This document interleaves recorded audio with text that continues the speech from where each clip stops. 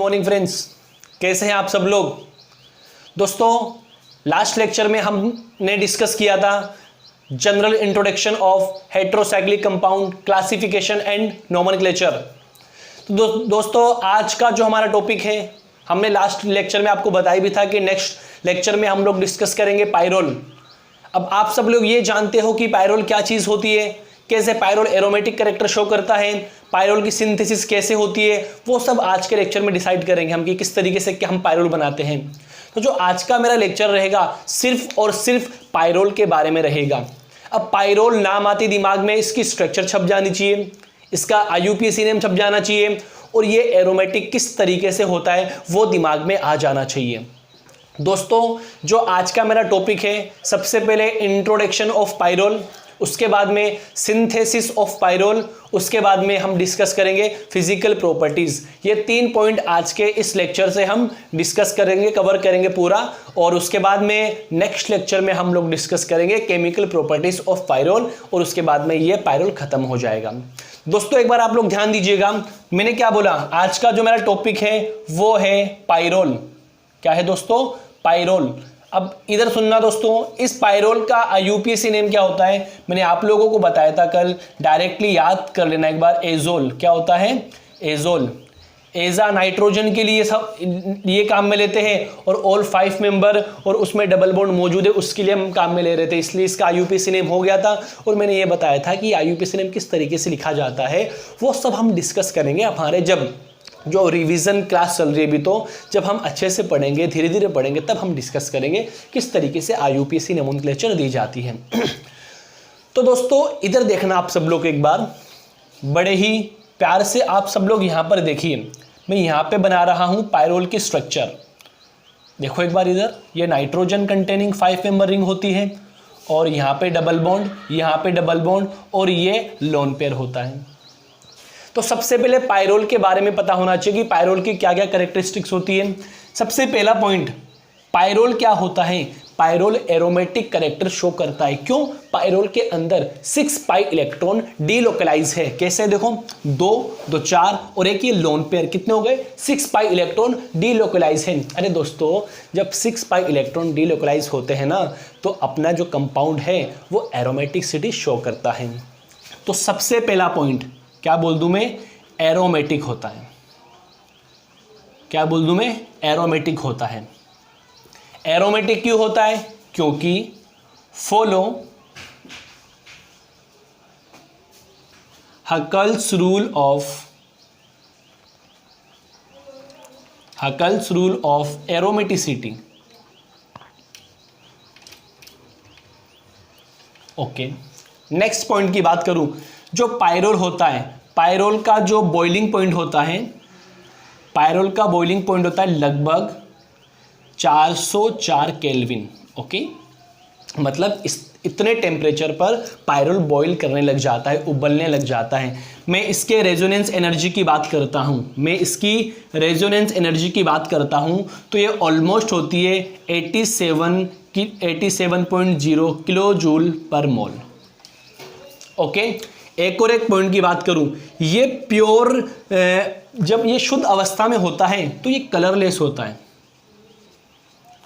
Colourless क्या होता है? शुद्ध अवस्था में क्या होता है? कलरलेस होता है। और जैसे ही वायु के संपर्क में आता है तो इसमें कलर आना शुरू हो जाता है। तो ये मेरे कुछ पॉइंट्स थे पायरोल के बारे में। इसमें क्या होता है? 6 पाई इलेक्ट्रॉन डीलोकलाइज है, 6 पाई इलेक्ट्रॉन डीलोकलाइजेशन में मौजूद है, एरोमेटिसिटी शो कर रहा है। तो दोस्तों, एक बात सुनना, 5 मेंबर हेट्रोसाइकल्स कंपाउंड में पायरोल मोस्ट इंपॉर्टेंट कंपाउंड है। पायरोल देखने को मिलता है हमें कि आप लोगों ने इसकी स्ट्रक्चर देखी होगी। ये स्ट्रक्चर आपने कहाँ कहाँ देखी है? आप सब लोगों ने एक नाम सुन के रखा होगा, क्लोरोफिल। अब जैसे ही क्लोरोफिल नाम सुना है आपने, तो ये आ जाना चाहिए कि क्लोरोफिल कहाँ पाया जाता है। जो लीव्स में जो ग्रीन पिगमेंट्स होता है वो क्लोरोफिल होता है, जो कि लीव्स की ग्रीन कलर के लिए रिस्पॉन्सिबल होता है।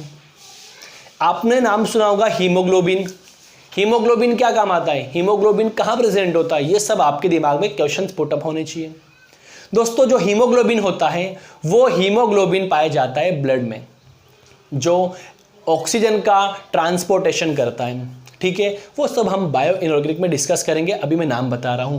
तो पायरोल रिंग अपने को देखने को मिलती है हीमोग्लोबिन के अंदर, क्लोरोफिल के अंदर, विटामिन B12 के अंदर, एल्केलॉइड्स के अंदर पायरोल देखने को मिलता है। अब मैं आप लोगों से पूछूं कि what is the structure of chlorophyll, vitamin B12, haemoglobin, तो आप नेक्स्ट लेक्चर में ये सब लोग देखोगे।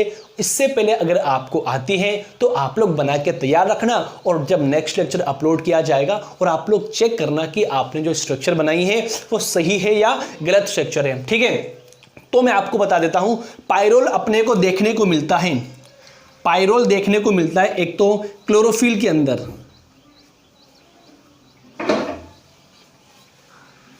क्लोरोफिल के अंदर, आपका हीमोग्लोबिन के अंदर, हीमोग्लोबिन के अंदर आपको देखने को मिलेगा विटामिन B12 के अंदर, एल्केलॉइड, एल्केलॉइड्स एक्सेट्रा।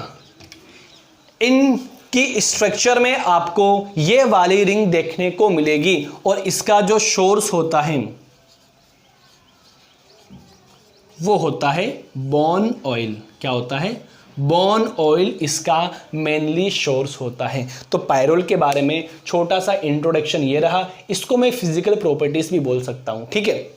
तो मैंने क्या किया, पायरोल के बारे में आपको ये बताया कि 5 मेंबर रिंग में जो सबसे इंपॉर्टेंट हेट्रोसाइकल्स होता है वो आपका पायरोल होता है। पायरोल का IUPAC नाम होता है एजोल। एजा हम यूज करते हैं नाइट्रोजन के लिए, और ओल यूज करते हैं 5 मेंबर रिंग डबल बॉन्ड के लिए। इतना भी आप समझ लीजिए, ठीक है। अगर मैं पायरोल की बात करूं, पायरोल का जो सबसे इंपॉर्टेंट कैरेक्टरिस्टिक्स होता है वो होता है कि पायरोल एरोमेटिक शॉक होता है, एरोमेटिक लक्षण प्रदर्शित करता है। पायरोल की रेजोनेंस एनर्जी लगभग 87 किलोजूल पर मोल के आसपास में होती है। इसका जो बॉइलिंग पॉइंट होता है वो 404 केल्विन के आसपास में होता है। और मैंने क्या डिस्कस किया, पायरोल प्योर रूप में क्या होता है, कलरलेस होता है। जैसे जैसे ये वायु के संपर्क में आता है इसमें कलर की प्रॉपर्टी आती जाती है, ठीक है। और ये पायरोल देखने को मिलता है chlorophyll, haemoglobin, vitamin B12, alkaloids आदि स्ट्रक्चर में ये देखने को मिलता है। और इसका मेनली सोर्स क्या होता है, बोन ऑयल इसका मेनली सोर्स होता है। ये पायरोल का इंट्रोडक्शन होता है। अब हम लोग डिस्कस करेंगे method of preparation of pyrrole, very important. उससे पहले आप सब लोग इसका स्क्रीनशॉट ले लीजिए, बड़े ही ध्यान से आप इसका स्क्रीनशॉट ले लीजिए और अपने नोट्स तैयार करते रहिए। फटाफट आप इसका स्क्रीनशॉट ले लीजिए।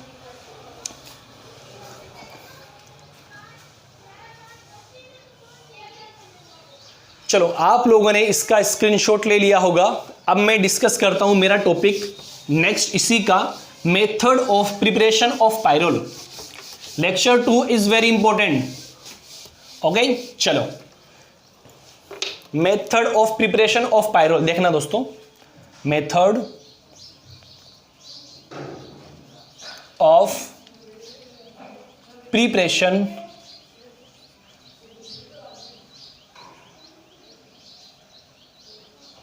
Method of preparation of pyrrole, okay, very important. Star लगा लेना जी, ये आपको डायरेक्टली यहां से एग्जाम में क्वेश्चन पूछ सकता है। Method of preparation of pyrrole. अब पायरोल को आप कैसे फॉर्म करोगे, किस तरीके से आप पायरोल की फॉर्मेशन करते हैं, देखना। देखो, सबसे पहला इसका जो मेथड होता है वो होता है फ्रॉम अमोनियम म्यूसेट से।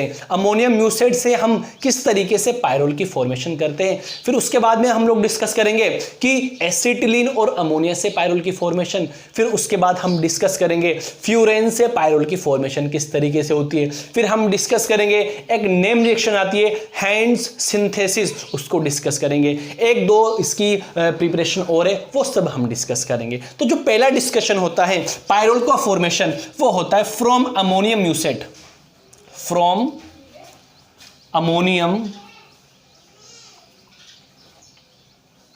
म्यूसेट, from ammonium mucate. Ammonium mucate से पायरोल की फॉर्मेशन किस तरीके से की जाती है, सबसे पहले अपने को यह पता होना चाहिए what is ammonium mucate. Ammonium म्यूसेट की स्ट्रक्चर क्या होती है, ठीक है। चलो देखना इधर, देखो अमोनियम म्यूसेट की स्ट्रक्चर ये होती है दोस्तों, कार्बन कार्बन HOH, HOH, ये कार्बन यहाँ से आपका HOH, H यहाँ पे OH, यहाँ पे C double bond O NH4, COONH4। इसको मैं क्या बोलता हूँ? अमोनियम म्यूसेट। अब इस अमोनियम म्यूसेट से आप पायरोल की फॉर्मेशन किस तरीके से करोगे वो एक बार सुनना ध्यान से। दोस्तों, जब अमोनियम म्यूसेट का मैं डिस्टिलेशन करवाता हूँ, जब अमोनियम म्यूसेट की रिएक्शन मैं ग्लिसरॉल के साथ में करवाता हूँ, कुछ टेम्परेचर होता है। जब इसकी रिएक्शन ग्लिसरॉल के साथ में मैं करवाऊंगा तो अपने को म्यूसिक एसिड और अमोनिया प्राप्त होता है।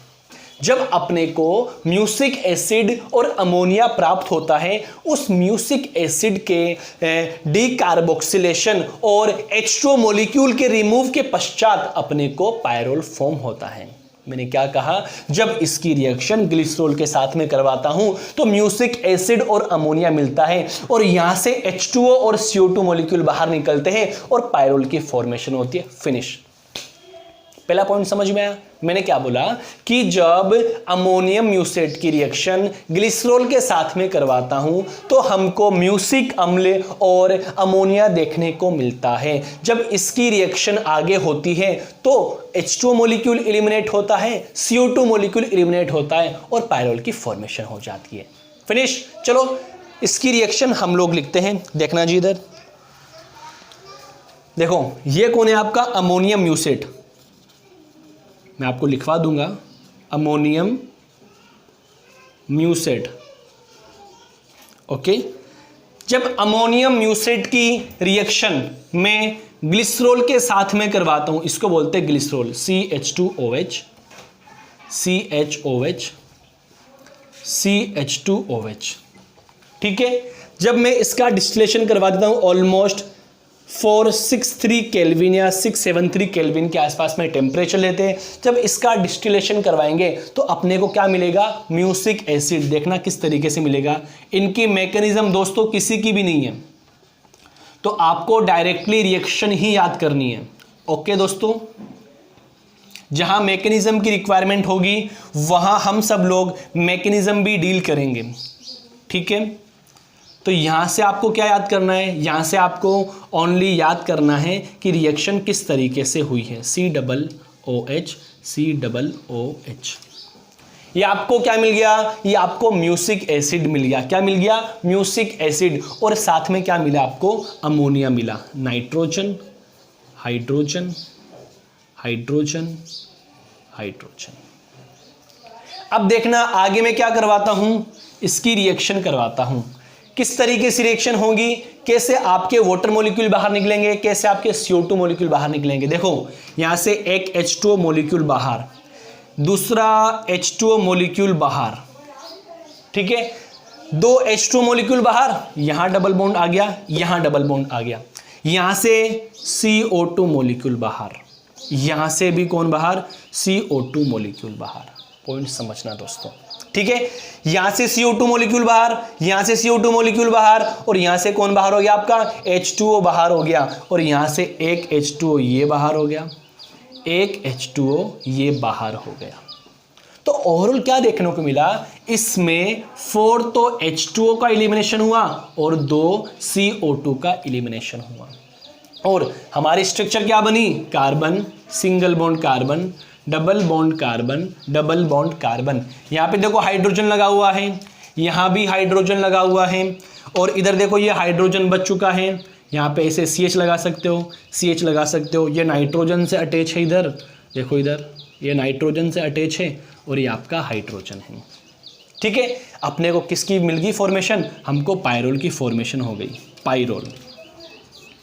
ठीक है, ये कौन था? आपका म्यूसिक एसिड। लिख देना आप इधर, म्यूसिक अम्ल। ये कौन है? आपका अमोनिया। ये पहली सिंथेसिस कंप्लीट होती है। दोस्तों एक बार फिर से सुनना आप लोग कि मैंने क्या किया, जब अमोनियम म्यूसेट की रिएक्शन में ग्लिसरॉल के साथ में इतने टेम्परेचर पर मैं इसका डिस्टिलेशन करवाता हूं तो मेरे को क्या मिलता है, म्यूसिक एसिड और अमोनिया की फॉर्मेशन मिलती है। उसके बाद में मैं क्या करवाता हूं, इसमें H2O मॉलिक्यूल का एलिमिनेशन करवाता हूं और हीट करने के पश्चात CO2 मॉलिक्यूल बाहर निकलता है और फाइनली हमको कौन मिलता है, पायरोल मिलता है। ये इसकी पहली सिंथेसिस होती है। इसमें कोई मैकेनिज्म नहीं है, आपको डायरेक्ट ये रिएक्शन याद करनी है। तो एक बार मैं आपको बोल देता हूं, कोई लोग लिखना चाहते हो तो आप लोग लिख लीजिएगा, ठीक है। और जब आप जब इस लेक्चर को देखो तो साथ में आपके पास में नोट्स होने चाहिए, क्योंकि आप लोगों ने ये सब कुछ पहले पढ़ रखा है, हम तो बस इसका रिवीजन कर रहे हैं। या तो नोट्स होने चाहिए या फिर कोई बुक आपके पास में होनी चाहिए। क्या किया मैंने इस रिएक्शन के अंदर, जब अमोनियम म्यूसेट की रिएक्शन ग्लिसरॉल के साथ में इतने केल्विन टेम्परेचर पर डिस्टिलेशन करवाते हैं तो आपको म्यूसिक एसिड और अमोनिया की फॉर्मेशन देखने को मिलती है। आफ्टर देन हमको CO2 और H2O मॉलिक्यूल एलिमिनेट के पश्चात पायरोल की फॉर्मेशन देखने को मिलती है। पहली सिंथेसिस कंप्लीट होती है। फटाफट आप इसका स्क्रीनशॉट ले लीजिए। सेकेंड सिंथेसिस हम लोग डिस्कस करेंगे from acetylene and ammonia. Okay, फटाफट इसका स्क्रीनशॉट ले लीजिए।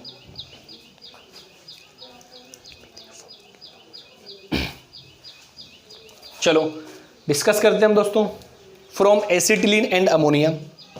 चलो एक सिंथेसिस कंप्लीट हुई है, 3-4 सिंथेसिस हम लोग पढ़ लेते हैं, जो 1-2 बाकी रहेगी वो आप लोग बुक में से देख लेना, ठीक है, क्योंकि सारी सिंथेसिस करवाएंगे तो काफ़ी टाइम हो जाएगा, ठीक है। सेकंड जो इसकी प्रिपरेशन हम करेंगे वो करेंगे from acetylene and ammonia, from acetylene and ammonia. देखो एसिटिलीन किसको बोलते हैं आप सब लोग ये जानते हो कि किसको बोलते हैं, और अमोनिया किसको बोलते हैं आप लोग ये भी जानते हो। देखना इधर दोस्तों, ये तो क्या होती है आपकी एसिटिलीन, जिसको आप क्या बोलते हो, एथाइन। एसिटिलीन के मैं काम में लेता हूं 2 मॉलिक्यूल।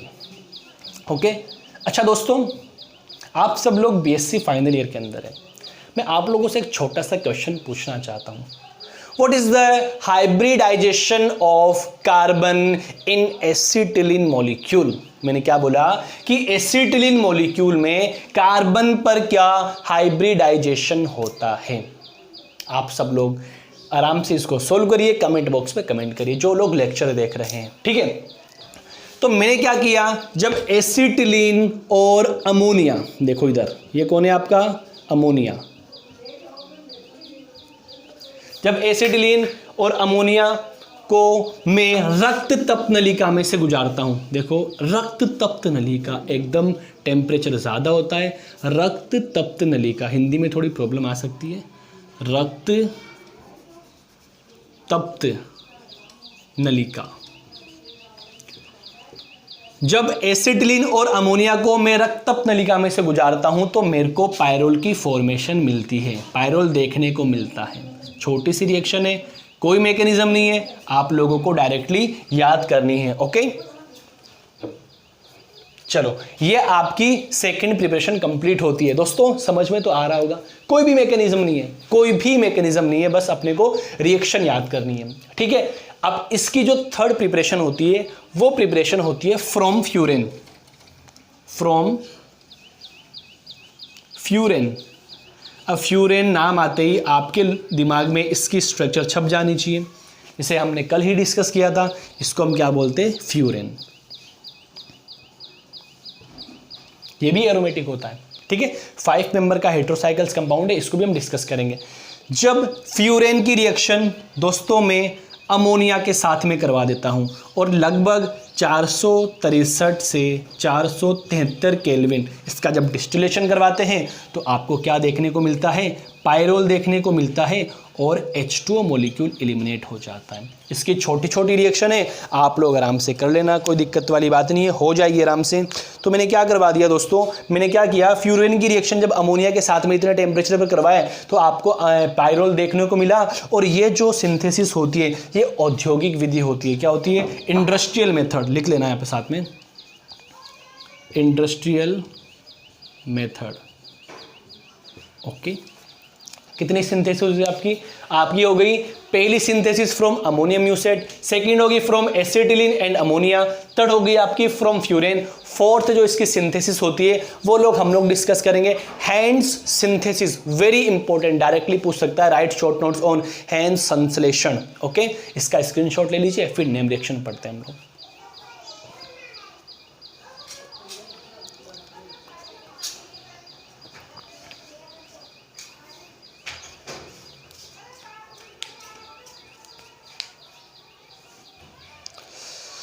हाँ दोस्तों देखना ध्यान से, अब ये वाली जो रिएक्शन है ये बड़ी इंपॉर्टेंट रिएक्शन है, ठीक है। मैं सब कुछ साफ कर देता हूँ, अपने को अच्छे से इसको समझना है।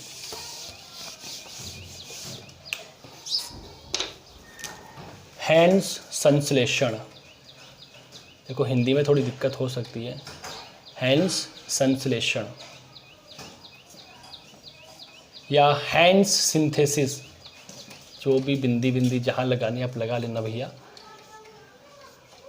ठीक है। हैंड्स संश्लेषण की बात करता हूं, देखो इसके बारे में आप लोग सुनिए, इसमें क्या होता है। देखो इस रिएक्शन के अंदर, नेम रिएक्शन है, इंपॉर्टेंट है। इस रिएक्शन के अंदर क्या होता है, हम अल्फा क्लोरोकीटोन और बीटा कीटो एस्टर की रिएक्शन अमोनिया या 1 डिग्री अमीन के साथ में करवाते हैं।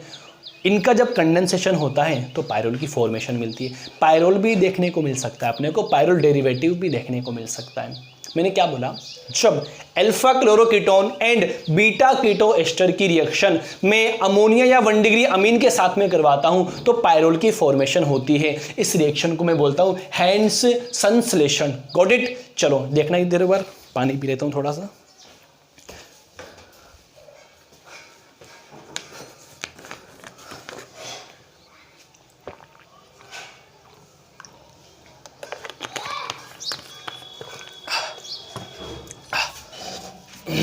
हाँ जी, मैंने क्या बोला, अल्फा क्लोरोकीटोन, हिंदी में लिख देता हूं दोस्तों, alpha chloroketone plus beta keto ester, alpha chloroketone plus beta keto ester की रिएक्शन अमोनिया या 1 डिग्री अमीन के साथ में करवाता हूं तो किसकी फॉर्मेशन होती है, पिरोल की फॉर्मेशन होती है। पिरोल की फॉर्मेशन होती है, ठीक है। चलो अल्फा क्लोरोकीटोन क्या होता है, देखो इधर CH2Cl, ओके। सी देखना ध्यान से, देखो ये पोजीशन यहां पे अगर मैं कीटोनिक ग्रुप लगा दूं और यहां पे मैं CH3 लगा दूं तो देखो ये आपका फंक्शनल ग्रुप है कीटोन। ये फंक्शनल ग्रुप के पास वाला कार्बन क्या कहलाता है, अल्फा कार्बन। और अल्फा पे कौन मौजूद है, क्लोरीन मौजूद है, जिसको हम क्या बोलते हैं, क्लोरो। तो इसका तो नाम क्या हो गया, अल्फा क्लोरोकीटोन। एक है beta keto ester CH2C double bond OET। अब की बार फंक्शनल ग्रुप क्या है, एस्टर ग्रुप है। और मैं क्या लगा देता हूं, यहां से लगा दिया मैंने C डबल बॉन्ड O और यहां लगा दिया मैंने CH3। देखो ये आपका कीटोनिक ये आपका एस्टर फंक्शनल ग्रुप है। इसके पास वाला कार्बन अल्फा कार्बन, ये पास वाला कार्बन बीटा कार्बन। तो बीटा पे कौन मौजूद है, कीटो, और ये फंक्शनल ग्रुप एस्टर। तो बीटा कीटो एस्टर मैंने इसका नाम दे दिया है। अब आप लोगों को यहां पे समझ में आ रहा होगा एक प्रकार से। देखो यहां पे क्या होता है, मैं इसको टोटोमेरिज्म नाम दे दूं, किस तरीके से चला व्यवस्था होती है कि देखो ये हाइड्रोजन है यहाँ पे, देखो मैं इसको ऐसा लिख रहा हूँ आपको समझाने के लिए। ये हाइड्रोजन, ये इलेक्ट्रॉन बॉन्ड के दोनों इधर जाएंगे और ये इलेक्ट्रॉन इधर जाएंगे। यहाँ पे नेगेटिव आएगा तो यहाँ पे प्रोटॉन निकलेगा, यहाँ पर आके लग जाएगा, क्या बनेगा, CHCl। ये डबल बॉन्ड बना, ये कार्बन, ये आपका कौन बना, चलो इसको मैं इस तरफ लिख देता हूँ CH3, कोई दिक्कत वाली बात नहीं है। और इसको मैं इस तरफ लिख देता हूँ OH। हो गया। इलेक्ट्रॉन का किस तरीके से मूवमेंट हुआ है, सेम इसी तरीके से। ये एक हाइड्रोजन को आप इधर बनाओ, ये हाइड्रोजन के इलेक्ट्रॉन इधर जाएंगे, ये OH इधर आएगा, मतलब सॉरी ये हाइड्रोजन के इलेक्ट्रॉन इधर, ये बॉन्ड के इलेक्ट्रॉन इधर, तो यहाँ पे क्या बन जाएगा, OH बन जाएगा। देखना किस तरीके से बना है, ये CH, ये C double bond OET, C double bond COOET, यहाँ पे डबल बॉन्ड, ये C, ये OH, ये कौन है आपका CH3। मैंने क्या करवा दी, चलाव्यवस्था बोल दो इसको, ठीक है। क्या बोल दिया, टोटोमेरिज्म मैंने करवा दिया। अब मैं क्या करवाता हूँ, देखना दोस्तों, अब मैं लेता हूँ अमोनिया। कौन लेता हूँ, अमोनिया। यहाँ लिख दो आप अमोनिया, H दिख रहा होगा शायद आपको, H, ओके। अब क्या दिख रहा है आपको, सर यहाँ से एक तो H2 मोलिक्यूल बाहर निकल रहा है, यहाँ से एक H2 मोलिक्यूल बाहर निकल रहा है, और यहाँ से एक HCl मोलिक्यूल बाहर निकल रहा है। क्या बनेगा, मैं इधर बना देता हूँ। ये बनेगा आपका ये नाइट्रोजन, ये आपका hydrogen, double bond C double bond OET, COOET। यहाँ पे मिथाइल ग्रुप लगा हुआ है, यहाँ पे मिथाइल ग्रुप लगा हुआ है। इतनी बात आपको समझ में आ गई होगी मैंने क्या किया है। देखो यहां तक मैं आपको फिर से बताता हूं, क्योंकि फिर एक साथ आपको थोड़ा कंफ्यूज हो जाएगा। मैंने क्या किया, हेंस सिंथेसिस के अंदर अल्फा क्लोरोकीटोन व बीटा कीटोएस्टर की रिएक्शन अमोनिया के साथ में करवाता हूं, तो मेरे को पायरोल की फॉर्मेशन देखने को मिलती है। देखो अल्फा क्लोरोकीटोन बीटा कीटोएस्टर में टोटोमेरिज्म हुई, और यहां पे क्या बना, ये वाली स्ट्रक्चर बनी, इसकी इनोल फॉर्म बनी, इसकी कीटो फॉर्म थी। इनोल फॉर्म बनने के पश्चात अमोनिया की रिएक्शन करवाई, H2O मोलिक्यूल बाहर निकले और HCl मोलिक्यूल बाहर निकले, माइनस के 2H2O माइनस के HCl, तो इस स्पीसीज की फॉर्मेशन हुई। यहां से आपको दिख रहा होगा, देखना दोस्तों, यहां से मैं हाइड्रोलिसिस करवाता हूं तो ये एस्टर ग्रुप एसिड में कन्वर्ट होता है। जैसे ही एसिड में कन्वर्ट हुआ तो आप उसको हीट करवा दोगे तो CO2 मोलिक्यूल बाहर निकल जाएगा। तो यहां पे मैं लिख सकता हूं, पहला पॉइंट क्या करवा दिया मैंने, हाइड्रोलिसिस। क्या करवा दिया, हाइड्रोलिसिस या हाइड्रोलाइसिस। और सेकंड पॉइंट मैंने क्या करवा दिया, हीट करवा दिया। हाइड्रोलिसिस करवाने के पश्चात ये एस्टर ग्रुप एसिड में कन्वर्ट हो जाता है, फिर आप हीट कराओगे तो CO2 मॉलिक्यूल बाहर निकल जाएगा और अपने को क्या मिल जाएगा, पायरोल डेरिवेटिव। क्या मिला, पायरोल डेरिवेटिव। ये रिएक्शन होती है कंप्लीट। दोस्तों गर्मी बहुत ज़्यादा है, अपना ध्यान रखिए आप अच्छे से। चलो ठीक है दोस्तों, मैंने क्या किया इस रिएक्शन के अंदर, कुछ नहीं किया मैंने, बेसिकली हेंस संश्लेषण के अंदर क्या होता है, अल्फा क्लोरोकीटोन व बीटा कीटो एस्टर की रिएक्शन में करवाता हूं। जब अमोनिया के साथ में करवाता हूं संघनन इसका, तो मेरे को देखने को मिलता है पायरोल। अब किस तरीके से इसकी फॉर्मेशन हुई है, सबसे पहले क्या होता है, इसमें टोटोमेरिज्म होता है। टोटोमेरिज्म होने के पश्चात अमोनिया के साथ में इसका मैं संघनन करवाता हूं, 2 H2O एक HCl मोलिक्यूल बाहर निकलते हैं, ये वाली स्पीसीज बनती है। यहां से मैं क्या करता हूं, हाइड्रोलिसिस करवाता हूं, और हीट करवाने के पश्चात इसमें से CO2 मोलिक्यूल बाहर निकल जाती है, पायरोल की फॉर्मेशन हो जाती है। पायरोल डेरिवेटिव बोल सकते हैं इसको, क्योंकि 2 CH3 ग्रुप यहां पे लग चुके हैं। ये रिएक्शन कंप्लीट होती है। लास्ट एक और एक सिंथेसिस पढ़ते, तब तक आप इसका स्क्रीनशॉट ले लीजिए फटाक से।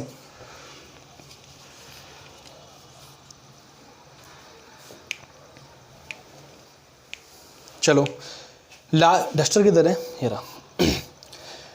लास्ट रिएक्शन है भाई, सक्सिनिमाइड से आप पायरोल की फॉर्मेशन कैसे करोगे। फिर ये लेक्चर खत्म हो जाएगा, फिर आपको नेक्स्ट लेक्चर में देखने को मिलेंगे इसकी केमिकल प्रॉपर्टीज। एक बार आपके पास जो बुक रखी है उनसे भी एक बार मैच कर लेना और पढ़ते रहना, उससे कुछ बाकी रह गया है तो जहाँ तक हो सके हम कंप्लीट करा देंगे। देखना मैंने क्या किया, फ्रॉम सक्सिनिमाइड, सक्सिनिमाइड से आप किस तरीके से पायरोल की फॉर्मेशन करोगे। सक्सिनिमाइड, सक्सिनिमाइड से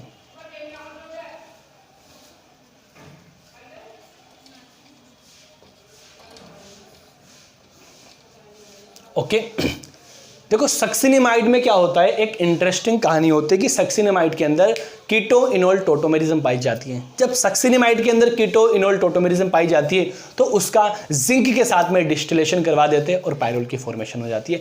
फिनिश, ठीक है। देखना ये कौन है आपका succinimide, CH2 C double bond O carbon, C double bond O nitrogen, ये कौन है आपका हाइड्रोजन, ठीक है। ये कौन है आपका सक्सिनिमाइड। देखो यहां पे कीटोनिक ग्रुप है, यहां से एक हाइड्रोजन प्रोटॉन के रूप में निकलकर यहां पर आ जाएगा और इसमें क्या पाई जाती है, कीटो इनोल टोटोमेरिज्म। यहां पे लिख सकते हो आप चलाव्यवस्था, चलाव्यवस्था, या फिर मैं इंग्लिश में बोल दूं टोटोमेरिज्म, ठीक है। तो क्या मिलेगा आपको, कीटो फॉर्म से इनोल फॉर्म मिलेगा। क्या मिलेगा, कीटो फॉर्म से इनोल फॉर्म अपने को देखने को मिलेगा। ये रिएक्शन कंप्लीट होती है। जब ये इनोल फॉर्म बना तो इनोल फॉर्म बनने के पश्चात मैंने इसकी रिएक्शन जिंक के साथ में करवा दी। जब जिंक के साथ में इसका डिस्टिलेशन करवाता हूं तो आपको किसकी फॉर्मेशन देखने को मिलती है? पायरोल की फॉर्मेशन देखने को मिलती है। और आपका बाहर कौन निकलेगा? 2 मॉलिक्यूल ZNO के बाहर निकल जाएंगे। कोई मैकेनिज्म नहीं है, ये रिएक्शन होती है कंप्लीट। चलाव्यवता कैसे पाई जाती है एक बार आप इधर देख लो। देखो मैं इस तरीके से इसको लिख सकता हूँ आपको समझाने के लिए। C oxygen, C oxygen, nitrogen, H, सिर्फ आपको समझाने के लिए, शायद आप समझ गए होंगे वैसे भी।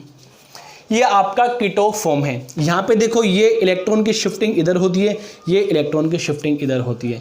ये इलेक्ट्रॉन इधर मूव करेंगे, ये इलेक्ट्रॉन इधर मूव करेंगे। यहाँ पे प्रोटॉन बाहर निकलेगा, यहाँ पे नेगेटिव आएगा तो प्रोटॉन यहाँ पे आके जुड़ जाएगा। तो ये तो कीटो फॉर्म है और ये कौन बन जाएगा? इसका इनोल फॉर्म बन जाएगा। ऐसे लिख सकते हो आप।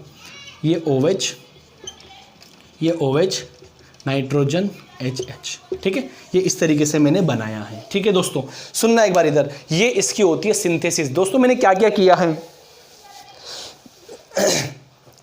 मैंने आज के इस लेक्चर में आप लोगों के सामने डिस्कस किया है। जो टॉपिक मैंने किया है वो सबसे पहले पायरोल क्या होता है उसका जो इंट्रोडक्शन मैंने पढ़ लिया। उसके बाद में पायरोल की सिंथेसिस किस तरीके से की जाती है वो मैंने आपको 4-5 तरीके बताए। पहला मेथड कौन सा था एक बार मैं रिवीजन करवा देता हूं फिर से आपका।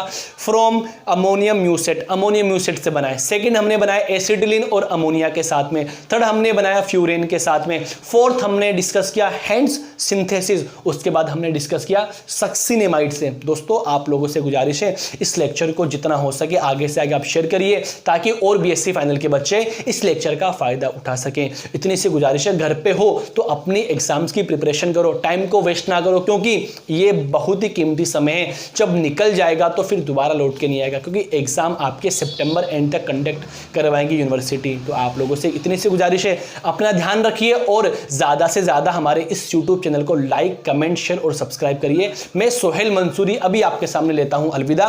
Thanks for watching this video. Thank you so much.